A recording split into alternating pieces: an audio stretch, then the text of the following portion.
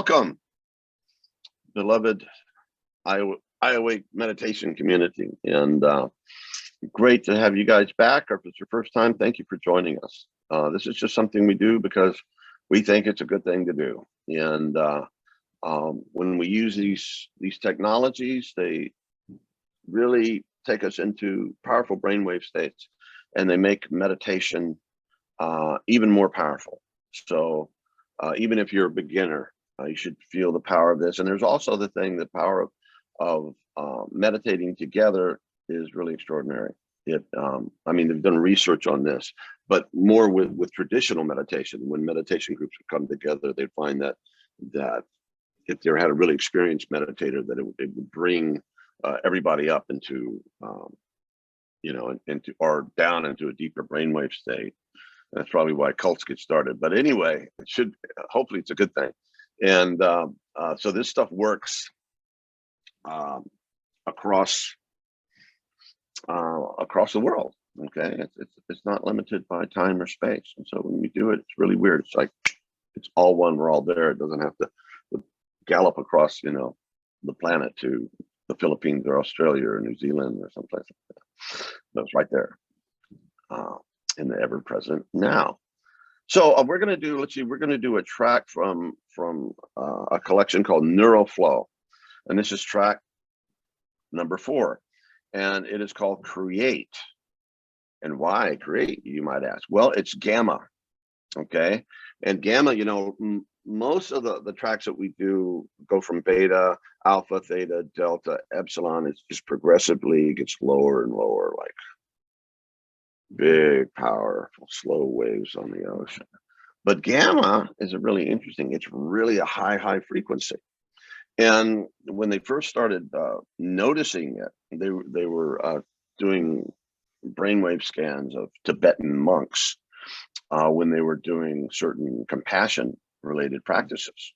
And they noticed the brain was producing really fast frequencies. So gamma really is really good for spiritual growth, okay, and practice. It's also really good for creativity, hence create, and for processing, massive amounts of information. Somehow it facilitates that. And when we're doing that, the brain creates gamma. So it's a very good, anyway, it's amazing. It's pretty powerful. You probably don't want to do it all the time, every day, maybe 2, maybe 3 times a week. It's about enough for gamma. And I'm in this old home that Pam and I live in, her old ancestral home, and the roof was wrecked by a tornado pretty bad a while back. And so now they're fixing the roof. So if you hear, pounding and stuff, it's not the voice of God trying to break through your ego. It's actually roofers.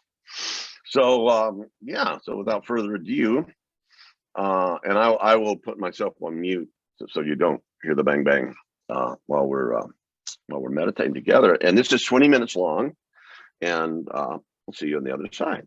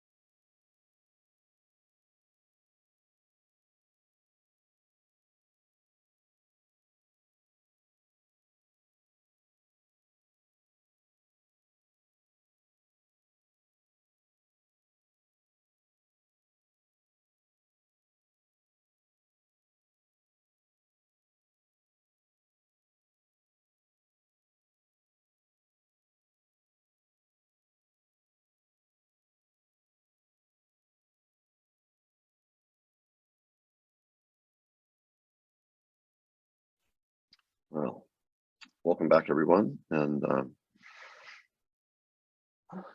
hope that was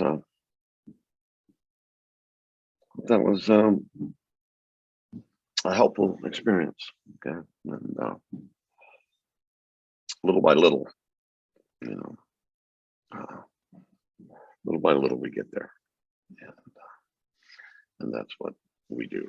We practice. We work on ourselves. We make time every day to do the interior work, and absolutely essential. At least a certain point in your development. I mean, like, I got away with that doing it for quite a while, but yeah, eventually, what drives us? Uh, Maybe a hunger for something more real, hunger for God, or depression and despair, and or maybe you just want to be a more functional person, and you want your brain to work better so you can be a better whatever you do, or you've got a lot of stuff you're sitting on, and it's hurting you. Okay, we need to really work on that and release that. I had a lot of stuff, a lot of traumatic events that have accumulated over the last few years, and I was having what I finally figured out to be panic attacks, and it's really terrifying. It's totally somatic. I mean, it's not in your head. I mean, your head reacts to it, but tingling, and you feel your heart, and you dizzy, you pass out. It felt like the power of a heart attack, which I've had. And I thought it might be again, but it didn't turn out to be that. So anyway, once I figured that out, with the help of some people who had been there, and I went, oh, well, that totally makes sense. So I've been able to work with that more consciously, and work on releasing this trauma from my body in my practice. And then when it comes on, it's work with within, and it's gotten better. So yeah, so I mean, those are all noble and good reasons to do the practice, to do the daily practice. And I don't know if you guys are on our mailing list, but you should get on it. If you aren't, we sent out a holiday card, and it was a picture that I took hiking out in the woods here, and I love the picture. It's in the winter, there's snow on the ground, and it's a train railroad going off into the woods and infinity in the sky, and kind of dark and kind of ominous and wintry and very beautiful. But it reminded me, and the reason I picked that photo, of the times that we're going through right now. We don't know what's going to come of this, and in some ways it seems like everything's coming apart at the seams. Even our democracy that we have in the United States, that we just kind of assumed was established, hitting, and the earth, changes that are going on in the environment now, and we can't get our heads together as a human family and say, hey, this is what we need to do. So we just fight each other, and with aspersion and hatred and vitriol, right? Which just really doesn't help. I mean, maybe you need to be there for a while, but after a while, it's just okay. Anything else? Got anything to contribute? And that's where I guess our practice comes back to. We have to get to the point where we're tired of being angry and resentful, and we have to say, okay, how can we bring ourselves back together again, and create a better world, and get through these really challenging times, because things may never go back to the way they were before the pandemic.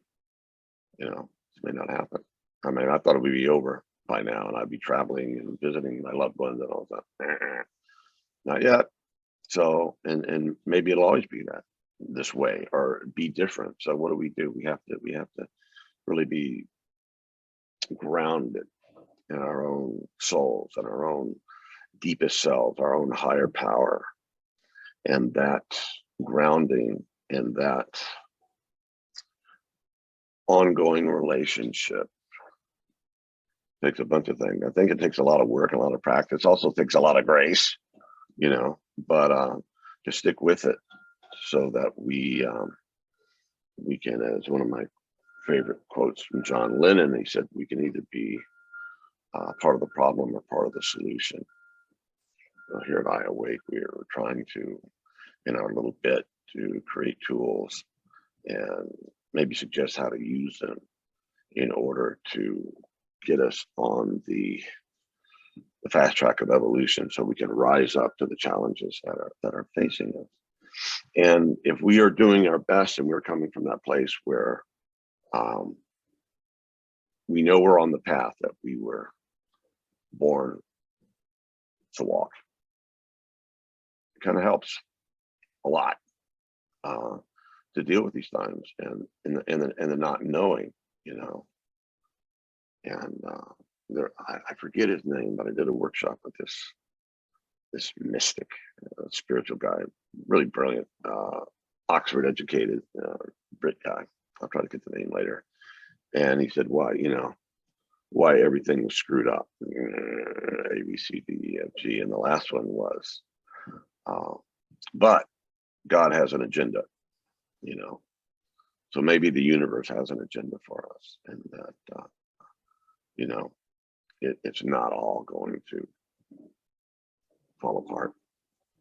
And big old machine outside the window, anyway.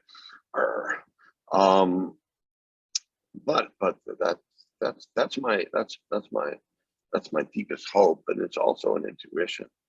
But it ain't a given, we have to do our part, be it small or great. We don't know. There's an old, I think it was a hymn or a poem, an old Protestant thing that I heard one time when I was a kid, which I really liked. It said this: ready to go, ready to stay, ready my place to fill, ready for service small or great, ready to do God's will. Okay, so it's important, it's inherent on us to ask the questions, why am I here? Who am I? The big spiritual questions. And when you start kind of figuring that out, and how do you figure that out? I think you figure that out by going inside and doing the practice, getting in touch with that voice within, that wisdom within. All the great spiritual teachers are pointing inside. And the inside transformation leads to the outside transformation. And what you find inside, lo and behold, becomes everything. That's the great mystic experience and spiritual truth, that all the direction, all the paths we're leading to in different languages and different cultures at different times. So, yeah, I was at a meeting